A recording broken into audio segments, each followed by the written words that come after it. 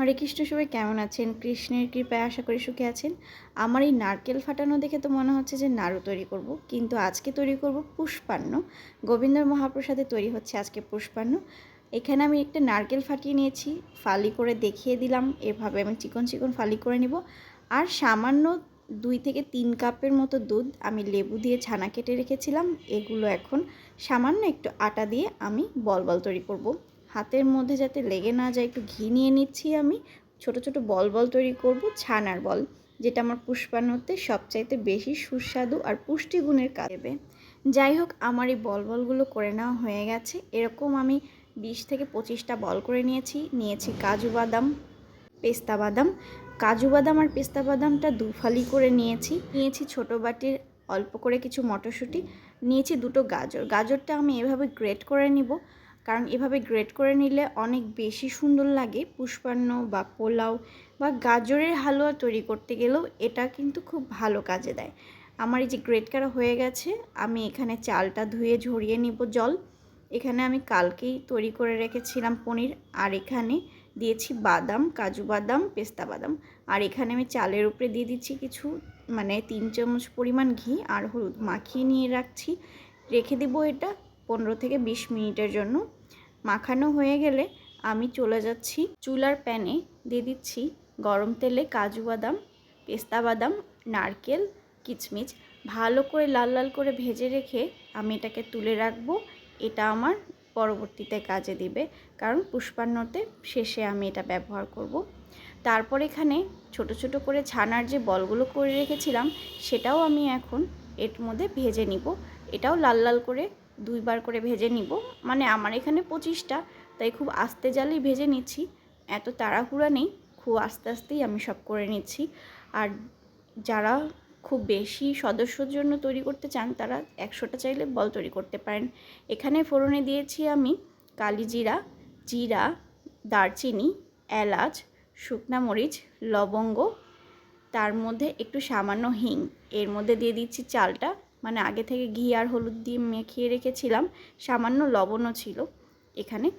যাই হোক, চালটা আমি বেশি ভাজবো না, সর্বোচ্চ 3 থেকে 4 মিনিট, কারণ এতে ঘিয়ের গন্ধটা নষ্ট হয়ে যাবে, যেহেতু ঘিটা আমার আগে থেকে দিয়ে রাখা ছিল। আমি এখানে দিয়ে দিচ্ছি মটরশুঁটি আর সামান্য গাজর, মানে 2টো যে গাজর আমি গ্রেট করে রেখেছিলাম। যাই হোক, আজকে ঈদের দিন, অনেক বেশি গাড়ি চলছে, তাই ভয়েসেও অনেক বাজে বাজে শব্দ আসছে, মানে গাড়ির শব্দ। বলক ওঠার পরে আমি এখানে দিয়ে দিচ্ছি কিচমিচ আর হচ্ছে কাজু বাদাম, মানে যেসব বাদামগুলো আমি আগে ভেজে রেখেছিলাম। সামান্য লবণ, একটু ঢাকা দিয়ে একটু পরে আমি স্বাদ মতো কাঁচামরিচ দিয়ে দিব, কারণ আমার বাসায় খুব একটা ঝাল কেউ খেতে চায় না, তাই আমি খুব কমই দিয়েছি। হয়তো বা ভাবতে পারেন যে এত কম ঝালে পোলাও কিভাবে রান্না হয়। যাই হোক, এর মধ্যে আমি একটু ভালো করে নেড়ে নিলাম। তার মধ্যে দেখছি কতটা হয়েছে, অনেকটাই হয়েছে, আর কিছুক্ষণ ঢেকে রান্না করে নিলেই হয়ে যাবে। আবার ঢাকা দিয়ে চলে যাচ্ছি। এখন আবারও চলে এসেছি, মানে 10 মিনিট পর পর আমাকে এটা নাড়তে হচ্ছে, যেহেতু এখানে খুব সীমিত জলটা দিয়েছি। মানে আমি হাফ কেজি চালে 4 কাপ জল দিয়েছি, যে কাপ দিয়ে আমি নিয়েছিলাম চালটা। এখানে ছানার বলগুলো দিয়ে সামান্য ঘি ছড়িয়ে ঢাকা রেখে দিলাম 5 মিনিটের মতো। ঢাকা দিয়ে 5 মিনিট রেখে দিলেই পুষ্পান্ন তৈরি হয়ে যাবে। আর এখানে সামান্য বেগুনগুলো ভেজে নিচ্ছি, কারণ একটা পদে তো দিতেই হবে। আজ শুধু পুষ্পান্ন, বেগুন ভাজা আর স্পেশাল তৈরি করে রেখেছিলাম কালকে রাতেই পনির, মানে পালং পনির তৈরি করব। পালং শাকটা কালকে ধুয়ে বেছে কেটে সিদ্ধ করে ব্লেন্ডার করে রেখেছিলাম।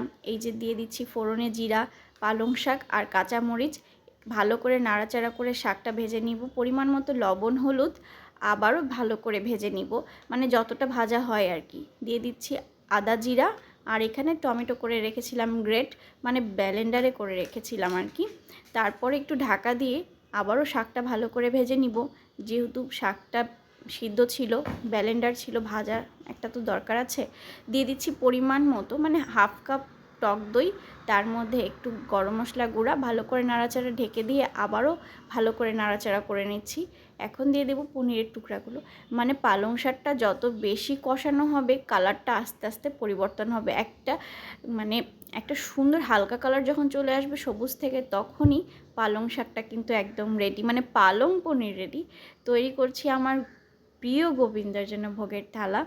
আজকের গোবিন্দ জানি না কি বলবে আমার এই পুষ্পান্ন খেয়ে, ভালো হয়েছে না খারাপ, কিন্তু অবশ্যই মহাপ্রসাদ তো সুস্বাদু হবেই। আমি এখানে গোবিন্দর জন্য বেড়ে নিচ্ছি আলাদা করে। আর সব সময় তো আপনাদের সাথে শেয়ার করাই হয় গোবিন্দর প্রসাদের থালা সাজানোর ভিডিও, মানে শেয়ার করি। আমার সব ভিডিওগুলোই আমার গোবিন্দর প্রসাদের থালা প্রস্তুত নিয়েই থাকে আর থাকবে। দিয়ে দিচ্ছি পনির, বেগুন ভাজা, আর সালাদে দিয়েছি শসা, আর একটা ফল হিসাবে দিয়ে দিয়েছি কলা। যাই হোক, কার কেমন লাগলো অবশ্যই জানাবেন। ভগবানের কৃপা সবার উপরে বর্ষিত হোক। হরে কৃষ্ণ। ভগবানের কৃপায় সবার জীবন সুখের হোক।